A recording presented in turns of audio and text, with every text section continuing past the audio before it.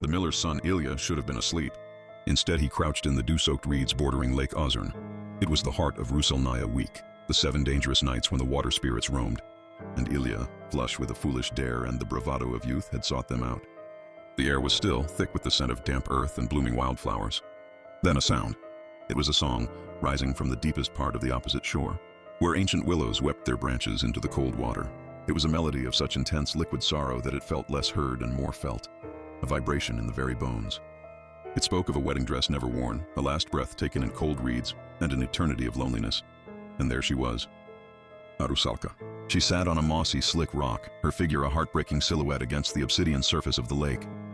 Her hair, long and unbound, was the color of decaying moss, perpetually wet, glistening with a sickly pale green sheen under the diffused moonlight.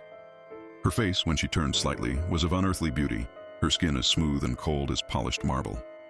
But it was her eyes that held the true horror. They were like 2 fragments of the lake itself, fathomless and devoid of human warmth. She held a comb, fashioned from a single polished piece of driftwood, and ran it slowly through her streaming locks. Her linen shift, white and simple, was utterly saturated, clinging to her like a shroud, yet no drop of water ever seemed to fall from the fabric. Ilya noticed the chilling truth the elders whispered. She cast no shadow on the wet ground.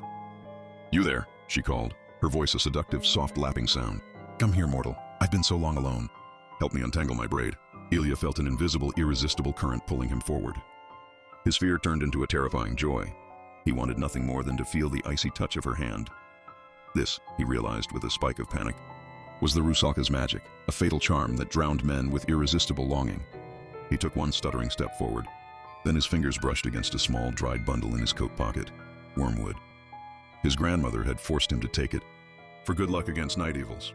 Grasping the pungent bitter herb, Ilya thrust his hand out, holding the little shield of the land toward the water spirit. The effect was instantaneous and violent. The Rusalka's enchanting smile dissolved into a snarl of inhuman rage and pain. She recoiled, a shriek escaping her lips that sounded like the cracking of thick ice. "The earth's bitterness," she hissed, stumbling back from the scent of the protective plant. "Away with it, mortal!" She didn't wait. Her graceful form spun away from the bank, not walking, but flowing, melting seamlessly into the water's edge. One moment she was a beautiful, terrifying woman. The next, she was a widening ring of ripples that disturbed the lake's black mirror. Ilya stood trembling, the scent of wormwood sharp and clean in the cold night air.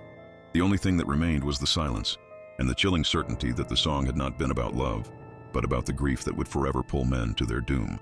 He had seen the spirit of a cold, watery grave, and he knew he had only minutes to flee before the beautiful sadness returned. Thanks for watching. Please don't forget to like and subscribe. It's the best way to help support our channel.